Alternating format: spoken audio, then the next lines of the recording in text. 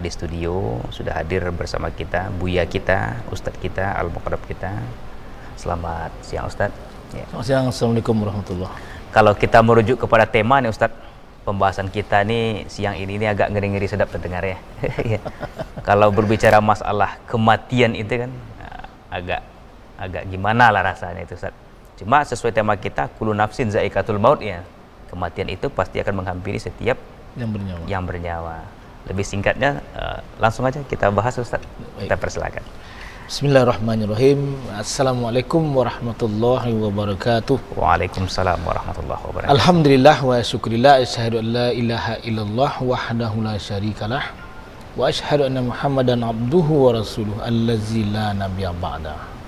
Allahumma salli wa sallim hazan nabiyul karim wa ala alihi wa ashabihi rasulillahi ajma'in, amma ba'du.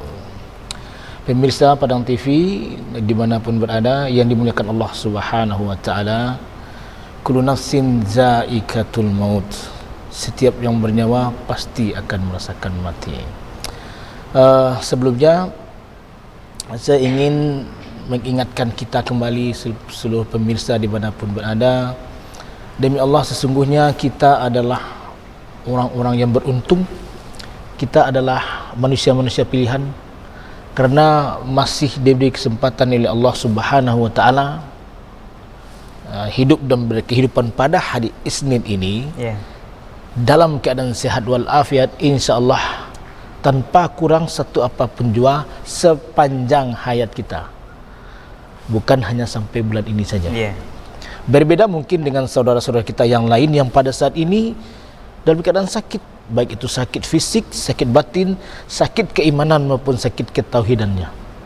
Bahkan ada orang tua kita, famili kita, saudara kita yang sudah tidak berada di alam dunia yang fana ini, sudah tidak berada di dunia yang sementara ini, sudah berada di alam barzah, menunggu datangnya hari kiamat yang kita tidak pernah tahu kapan datangnya. Wallahu a'lam bissawab. Untuk itu, pemirsa yang dimuliakan Allah Subhanahu wa taala, marilah dalam setiap derap langkah kehidupan kita, dalam setiap denyut nadi kita, dan dalam setiap detak jantung kita, mari kita selalu memperbaharui rasa syukur kita kepada Allah Subhanahu wa taala. Pemirsa Padang TV dimanapun berada yang dimuliakan Allah Subhanahu wa taala, sebelumnya saya ingin menyampaikan sebuah apresiasi yang membuat saya pribadi bisa hadir di program Suara Islam ini. Saya ucapkan terima kasih yang sebesar-besarnya kepada mentor dan guru saya. Beliau adalah Ustadz Dede Bafakih. Assalamualaikum Ustadz. Kemudian yang sangat-sangat menginspirasi dakwah saya, Al-Ustadz Al-Mukarram Ustadz Dery Sulaiman, ya, dengan DSAS-nya, dengan dunia sementara akhirat selamanya. Kemudian dengan beberapa sahabat yang lain, yang siapapun yang hadir dalam kehidupan dan perjalanan dakwah pribadi saya sudah mengklaim di hati beliau adalah guru saya.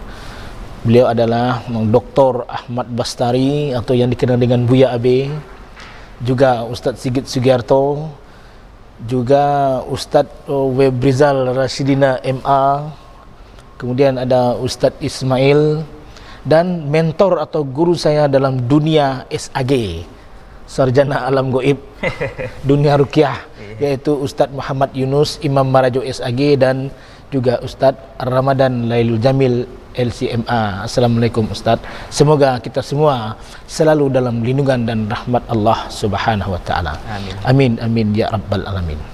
Pemirsa Padang TV yang dimuliakan Allah Subhanahu wa taala, seorang capres belum tentu menjadi presiden. Cagup belum tentu menjadi gubernur. Cawako belum tentu menjadi seorang wali kota, dan cabub belum tentu menjadi seorang bupati. Akan tetapi camat sudah pasti, alias calon mati pasti akan mati.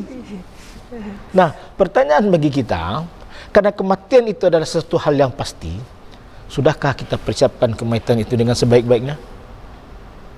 Nah, kita setiap lelaki muslim pada waktu Jumat pasti ya, bisa kita pastikan hadir di masjid dalam rangka melaksanakan ibadah sholat Jumat. Setiap khatib yang berkhutbah di mimbar selalu mengatakan wala tamutunna illa wa antum muslimun. Jangan sekali-kali engkau mati kecuali dalam keadaan muslim. Apa artinya? Allah sendiri saja tidak ingin kita umat Rasulullah ini di akhir kehidupan kita nanti itu tidak menjadi seorang muslim. Artinya apa? Kita harus menjadi seorang muslim di akhir kehidupan kita. Dan pertanyaan lagi, manakala kontrak kehidupan kita dengan Allah sudah berakhir, manakala sang malaikat pencabut nyawa menghampiri kita, kita berada dalam keadaan husnul khotimah ataukah su'ul khotimah? Kenapa? Rugi kita sebagai seorang muslim ketika di akhir kehidupan kita tidak sanggup dan mampu mengucapkan kalimat la ilaha illallah Muhammad Rasulullah. Karena kesuksesan sejati kita seorang muslim adalah manakala di penghujung kehidupan kita sanggup dan mampu mengucapkan password masuk surga itu ya. Kalimat la ilaha illallah Muhammad Rasulullah. Nah, mungkin itu untuk introduce, mungkin ada yang didiskusikan atau dengan Ustaz. Iya Bu ya.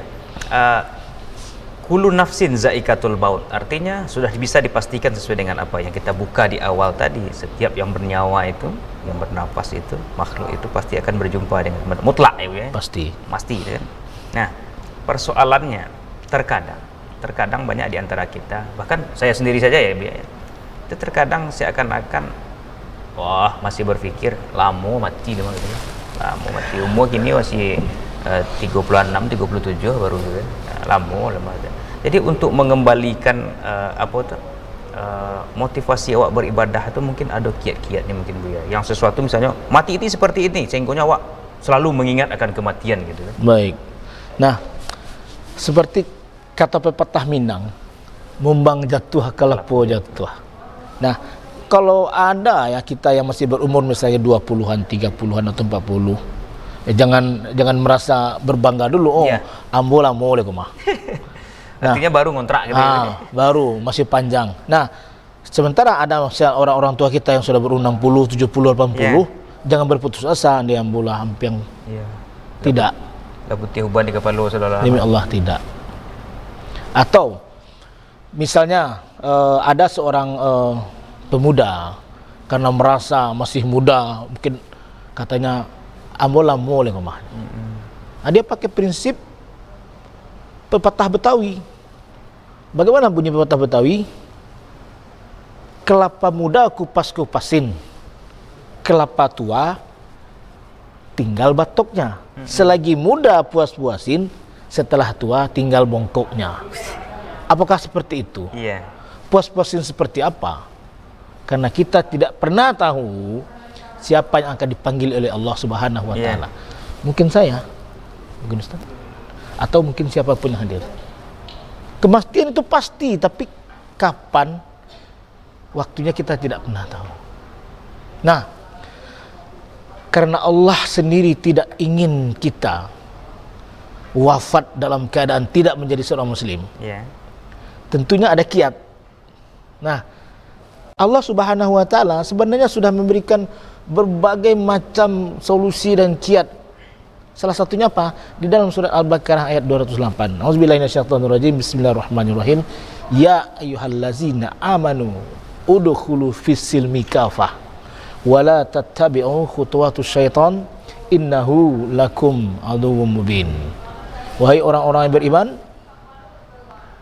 masuklah ke dalam Islam secara kafah, secara keseluruhan, secara totalitas, dan jangan engkau ikuti langkah-langkah syaitan. Sesungguhnya syaitan adalah musuh yang nyata bagimu. Setan kan ada terbagi dua. Setan itu bukan makhluk. Tapi setan itu adalah sifat yang bagaimana? Sifat yang durhaka kepada perintah Allah. Setan ada dari golongan jin dan manusia. Dan mereka, demi Allah, pada saat ini iblis laknatullah alaih yang punya dendam berkarat kepada kita anak cucu Nabi Adam.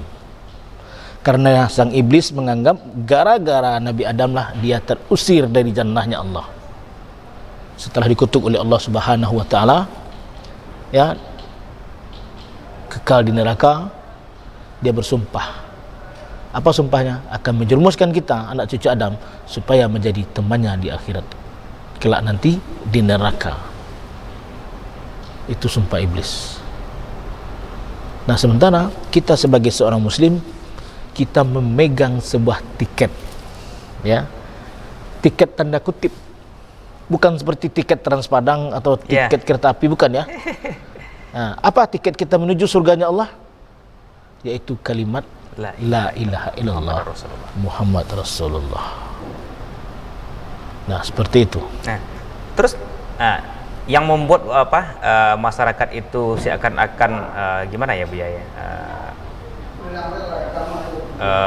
menghilangkan rasa apa tadi, oh masih lama, awak masih muda gitu kan, karena kan sampai sudah bisa kita lihat dari apa yang tadi sesuai dengan pepatah, mumbang jatuh kalapo jatuh. Nah, kenapa demikian? Sudah banyak silih berganti kematian itu kita lihat ya, kita lihat memang tidak ada tolak ukurnya sama sekali. Kalau dibilang berdasarkan umur, ada orang yang lebih tua daripada kita tapi belum meninggal kan. Betul. Ada yang kecil daripada kita tapi meninggal gitu kan.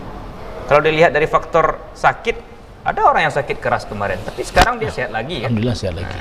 Berarti tolak ukur untuk kematian itu belum ditemukan sampai sekarang. Cuma yang jelas kullu nafsin za'iqatul maut itu mutlak berarti ya. Pasti setiap yang bernyawa, seperti yang Buya sampaikan. Capres itu belum tentu jadi presiden. Ya kan? Cagup itu belum tentu jadi gubernur, cabuk belum tentu jadi bupati, tapi camat sudah bisa dipastikan akan mati gitu. Camat calon mati, bukan camatnya yang di bawah bupati, wali kotanya gitu, tapi camatnya calon mati pasti mati nantinya. Nah, kira-kira yang perlu kita sampaikan kepada pemirsa, kira-kira mungkin berdasarkan beberapa kajian ataupun keilmuan, ketika ajal itu akan datang menghampiri kita, mungkin ada sebelumnya dulu tanda-tanda bagi kita, mungkin barangkali oh iya itu ya. Barangkali iya. Kan ada orang-orang tuh ningan-ningan parangnya mungkin apa itu benar? Ya itu Allah alam bisawab. Ya, jadi itu kalau kita ibarat berbicara, misalnya kita membuat sebuah status di media sosial, ya misalnya di FB ya, itu kan ada status itu yang bisa kita buat di umum, tempat umum, wall, dinding. Nah, di beranda ya? Beranda. Iya. Ada status itu yang inbox. Nah, pertanyaan Ustaz barusan itu tergolong inbox. Bahkan orang tuh privasi ya? Orang tuh zaman dulu bilik ketek. Iya, bilik ketek. Nah, kadang-kadang tidak semua kita bisa memahami secara faktual. Karena itu sensitif sekali. Nah, yang jelas karena kullu nafsin za'iqatul maut itu, persiapkanlah diri kita, pastikan diri kita ketika di akhir kehidupan kita nanti kita menghadap Allah Subhanahu wa taala masih menjadi seorang muslim. Nah, iblis laknatullah yang punya dendam berkarat tadi, mereka punya misi untuk merebut tiket kita tersebut. Tiket awak itu kan sebenarnya kan kalimat tauhid, kalimat syahadat. Menggugurkan kalimat syahadat kita itu. Dengan cara apa? Dengan cara merampas, membegal, merampok dan mencuri satu-satunya tiket kita menuju surganya Allah tersebut. Bagaimana caranya? Iblis laknatullah alaih dengan pasukannya sampai detik ini ya akan memperdaya, menggoda, menipu kita agar kita melakukan sebuah perbuatan dosa yang tidak akan diampuni oleh Allah Subhanahu wa taala, yaitu perbuatan syirik. Perbuatan syirik tidak akan diampuni oleh Allah dan itu membatalkan syahadat kita. Ya. Kalau bisa diperinci atau diperjelas, mungkin pemirsa kita mungkin masih ada yang dibingungkan atau masih ada yang awam dengan kata-kata syirik itu. Kira-kira seperti apa itu yang sebenarnya perbuatan syirik itu, di samping kita mempercayai adanya Tuhan selain daripada Allah kan? Baik, ya. Mungkin ada perbuatan-perbuatan lain mungkin Ustadz yang tergolong kepada perbuatan syirik itu sendiri. Kita meyakini ya ada sesuatu selain Allah dalam kehidupan kita sehari-hari yang kita yakini mampu memberikan rezeki, menghidup dan mematikan kita, mensehatkan dan mensakitkan kita, dan segalanya yang terjadi dalam kehidupan kita sehari-hari itu sudah jatuh kepada perbuatan syirik. Nah, saya sering bertanya kepada di setiap kesempatan taklim, sering bertanya kepada ibu-ibu kita. Nah, ibu ada dua pilihan ini, Bu. Ya, maksudnya gini. Sebelumnya pertanyaan sebenarnya, kenapa Allah membenci perbuatan syirik? Benci banget, really hate. Sangat-sangat benci. Sangat-sangat benci. Nah, saya tafsirkan dengan pertanyaan seperti itu kepada ibu-ibu. Bu, ibu-ibu memilih diracun atau dimadu oleh suaminya, Bu? Oh, heboh kan? Ya. Diracun nggak mau. Diracun mati juga. Mati. Gitu. Dimadu pun akan mati juga. Dimadu tidak mati, tapi kan sakitnya tuh di sini. Sakit hati itu kan, sakitnya di sini. Bah, kecil ibu-ibu awak tidak terkahar adik saya katanya. Nah, sedangkan kita manusia, ya, tidak mau diduakan oleh orang yang kita cintai. Betul nggak, Ustaz? Iya, betul. Tidak mau diduakan oleh orang yang kita sayangi. Tidak mau diduakan oleh orang yang menjadi soulmate atau belahan jiwa kita selama belasan bahkan puluhan tahun. Tanya kepada siapa saja. Apalagi Allah Subhanahu wa taala. Kita yang makhluk lemah ini tidak mau. Akan tetapi dalam praktek kehidupan sehari-hari kita sering terpeleset. Apa?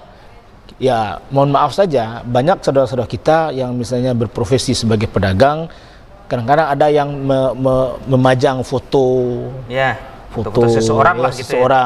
Nah, pada suatu kesempatan ada yang bertanya, Ustadz, itu bagaimana hukumnya memajang foto seorang ulama itu?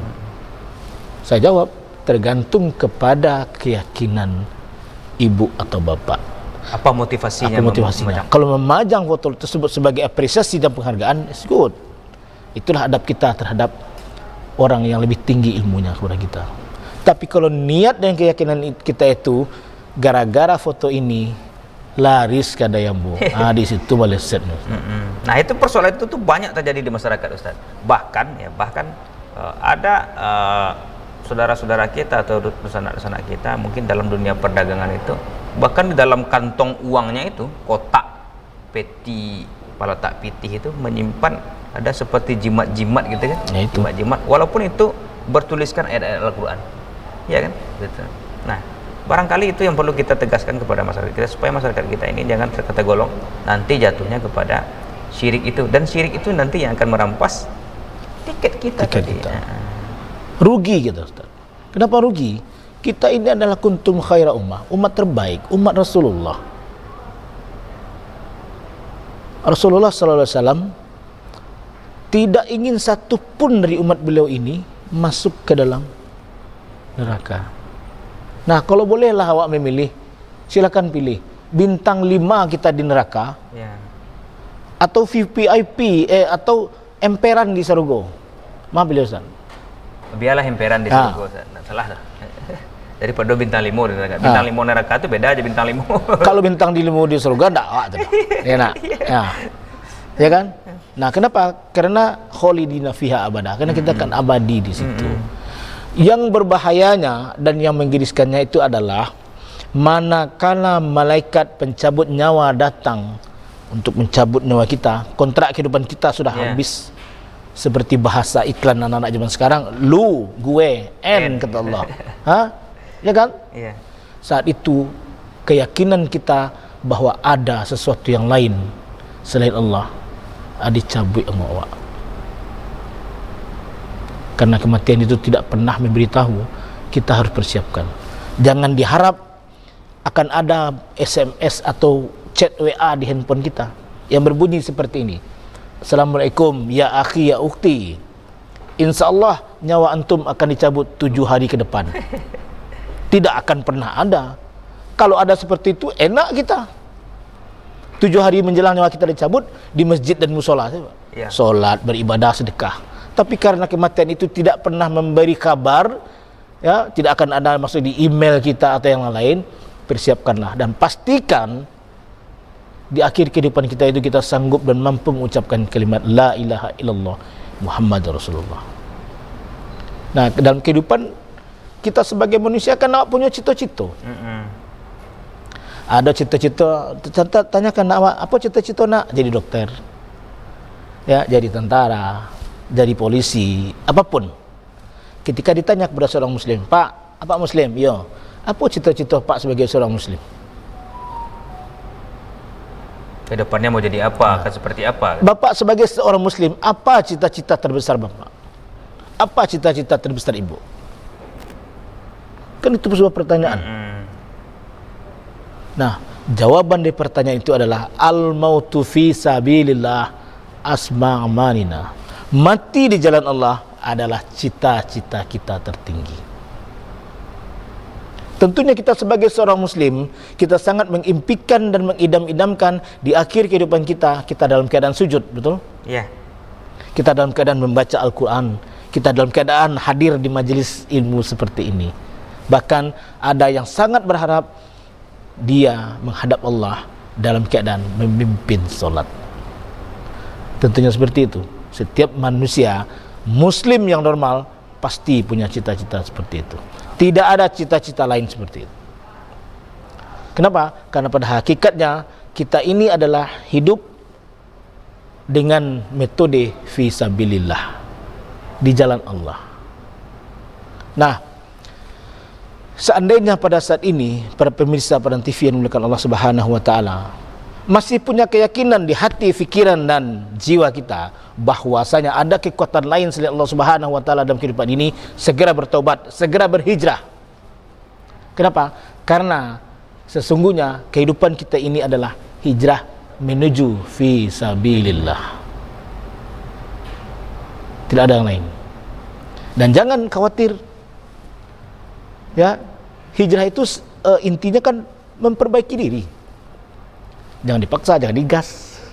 Slow but sure. Apalagi orang Awak, apalagi orang Minang, paling tidak mau diagak-agakan. Pernah bertemu dengan seorang kawan. Katanya, Ustaz, kalau ambo ia melakukan dosa, melakukan perbuatan haram, kecil Ustaz, di akhirat nanti ambo akan masuk neraka. Ku yang masuk neraka, ambo urusan Ustaz apa? Apa kira-kira yang kamu jawab, Ustaz? Tapi dengan metode, ya, insya-Allah dengan metode, ya, dakwah ini mengajak bukan mengejek. Yeah. Dakwah Islam ini merangkul bukan memukul. Dakwah Islam ini dengan mahabbah bukan dengan fitnah, dengan cinta. Dakwah Islam ini, ya, dengan halus dan tulus, bukan dengan akal bulus dan fulus.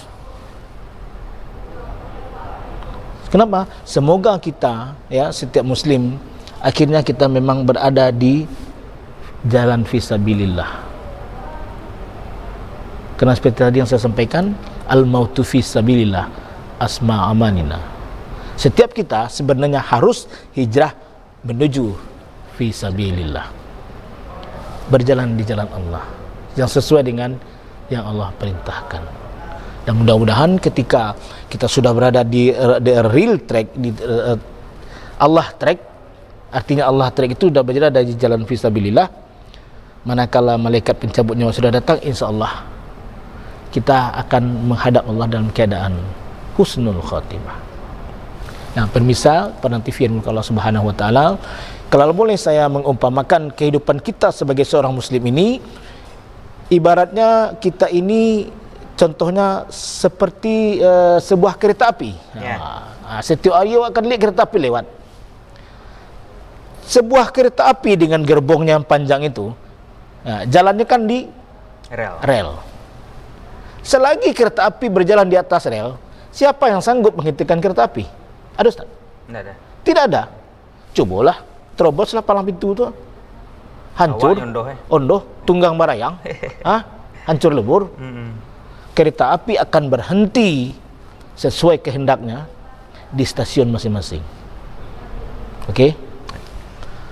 Nah, coba sekarang kereta api itu sedikit saja meleset dari relnya. Bapak dia. Api serak. Abi berserak-serak. Bahasa segak aja. Kicik urusan nak ambolnya. Begitu kila kita sebagai seorang muslim. Selagi kita berada di jalan fisabilillah, demi Allah, demi Rasulullah, tidak akan ada yang sanggup menghentikan dakwah kita ini. Demi Allah, tidak akan sanggup. Apapun itu. Karena yakinlah. Kenapa kita harus yakin? Karena innaka la tukhliful mi'ad. Allah tidak pernah ingkar janji. Awak kena yakin dengan Allah. Nah, banyak itu persoalan itu terjadi di masyarakat. Mungkin karena barangkali Allah itu kan memberikan teguran perlahan-lahan kepada umatnya, tidak langsung seperti legenda batu melunda, kutuan jadi batu langsung di batu. Nah, nanti akan menarik ya, tapi kita jeda dulu iklan sejenak. Nanti akan kita sambung. Jangan kemana-mana, pemirsa, tetap di program Suara Islam. Alhamdulillah, Sajwa di Hati.